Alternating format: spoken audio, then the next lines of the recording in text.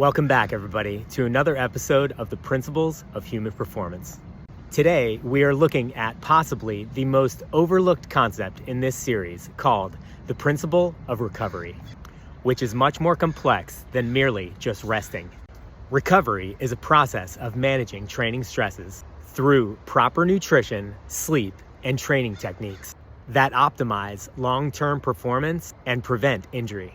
In order to really understand this principle, we must first understand Leo Matveyev's model of adaptation, which explains how recovery plays a key role in performance output.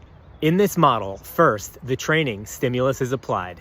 Then, if proper recovery is facilitated, we see a mechanism take place called supercompensation, which is the improved mental and physical adaptation created by the training stimulus and the recovery combined.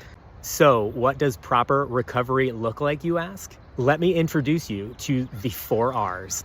Number 1 is rest, which should begin immediately post-workout with 5 to 10 minutes of deliberately slow breathing to facilitate the beginning of recovery, which should be followed by adequate rest of 7 to 10 uninterrupted hours of sleep. Number 2 is refueling, which should include adequate amounts of whole food, carbohydrates, proteins, and fats. These naturally occurring foods should be consumed as close to training as possible, keeping in mind that we need to replenish what we have lost during previous training sessions and enough to adequately refuel for the next training session. Number 3 is rehydrate, which means we need to consume adequate levels of electrolytes in the form of potassium, magnesium, and sodium. Consuming lots of fruits and vegetables can help us adequately replenish levels of potassium and magnesium.